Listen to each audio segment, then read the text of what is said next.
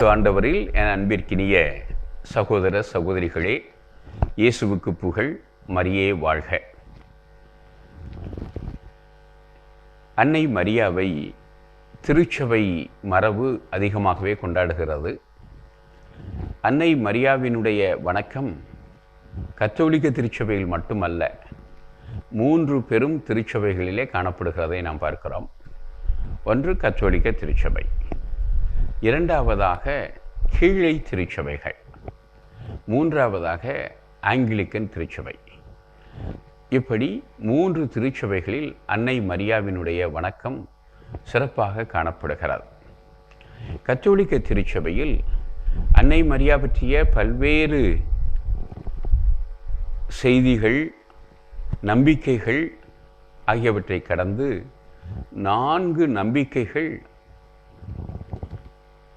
நம்பிக்கை உண்மைகளாக, விசுவாச மறையுண்மைகளாக அறிவிக்கப்பட்டிருக்கின்றன.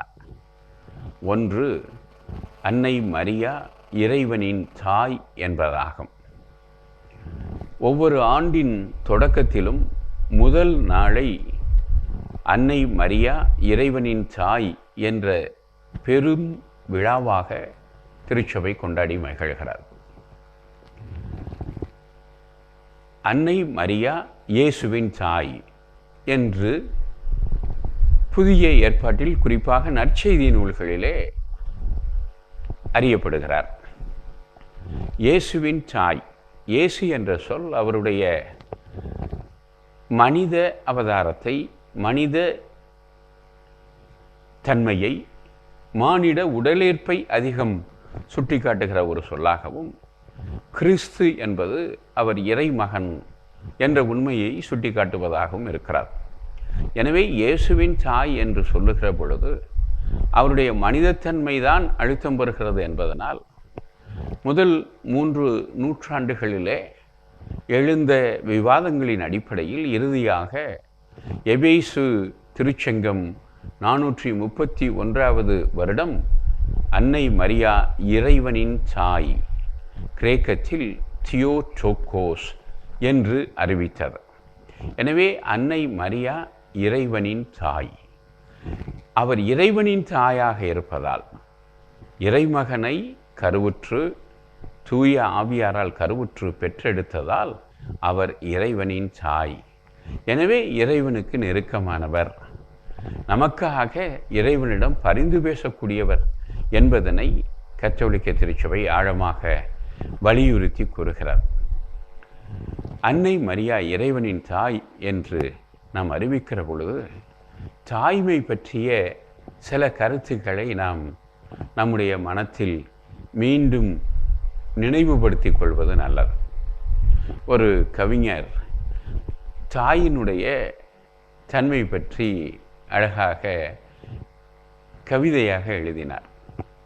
அவர் பேருந்திலே ஒரு இளம் தாய் தன்னுடைய 1 வயது குழந்தை செய்கிற சேட்டைகளை எப்படி ரசித்து கொண்டு வருகிறாள் என்பதனை கவிதையாக்கி தருகிறார்.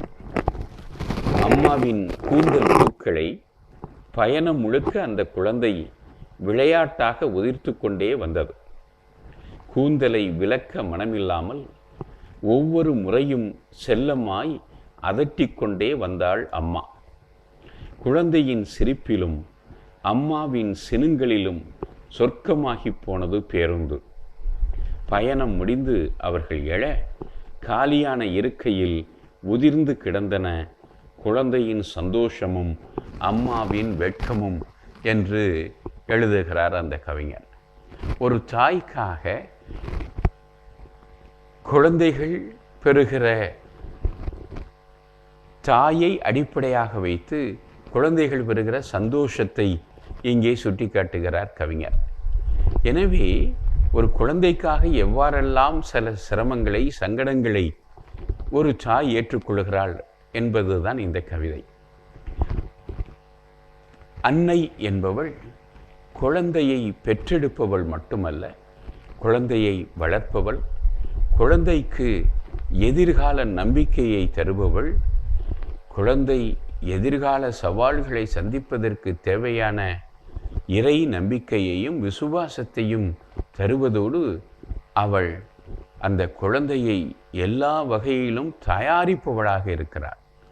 அதனால்தான் அன்னை மரியாவை பற்றி சொல்லுகிற ஒரு பாடல், அம்மா சொல்லித்தா, அம்மா கற்றுத்தா, இயேசுவுக்கு நீ கற்றுக் கொடுத்தது போல, சொல்லிக் கொடுத்தது போல எங்களுக்கும் கற்றுத்தா, சொல்லித்தா என்ற நாம் பாடுகிறோம். எனவே அன்னை மரியா எப்படி எத்தகைய செய்திகளை நமக்கு கற்றுத்தருபவராக இருக்கிறார் என்று சொன்னால், இரண்டாம் உலகப் போரின் சமயத்திலே யூதர்கள் எல்லாம் கைது செய்யப்பட்டார்கள், சிறையிலே அடைக்கப்பட்டார்கள். கான்சன்ட்ரேஷன் கேம்ப் என்று அழைக்கப்படுகிற தொழில் கூடங்களிலே அடைக்கப்பட்டு அவர்கள் சித்திரவதை செய்யப்பட்டார்கள். ஒரு குடும்பம், யூத குடும்பம், அந்த குடும்பத்தின் தந்தை ஜோஷுவா,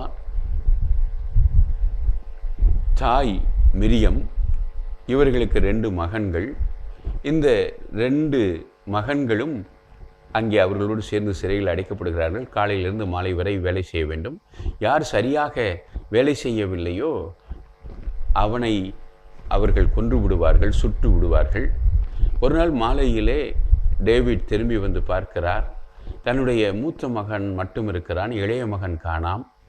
அப்பொழுது மூத்த மகனை பார்த்து கேட்கிறார், எங்கே தம்பி என்று கேட்கிறார். எங்கே அம்மா என்று கேட்கிறார். தம்பி இன்றைக்கு ஒழுங்காக வேலை செய்யவில்லை என்ற காரணத்தினால் அவனை கொல்வதற்கு இராணுவ வீரர்கள் அழைத்து சென்றார்கள். அப்பொழுது அவன் கத்தி அழுதான். அம்மா அவனை தூக்கி தோளில் போட்டுக்கொண்டு, கவலைப்படாதே, உன்னோடு நான் வருகிறேன் என்று சொல்லி அவரும் சென்று விட்டார். இராணுவம் அவர்கள் இருவரையும் கொன்றுவிட்டது என்று சொல்லுகிறான். இதுதான் ஒரு தாயினுடைய பெரும் உள்ளம். கவலைப்படாதே, நான் உன்னோடு வருகிறேன் என்று உயிரையும் கொடுப்பவள் தாய். அன்னை மரியா நாம் படும் துன்பங்களிலே நம்மோடு இணைந்து வருகிறார். நம்முடைய துன்பங்கள், துயரங்களிலே அவர் சொல்லுகிற செய்தி இதுதான், கவலைப்படாதே, நான் உன்னோடு வருகிறேன். அன்னை மரியாவின் தாய்மையில் நாம் அடைக்கலம் பெறுவோம். மரியே வாழ்க.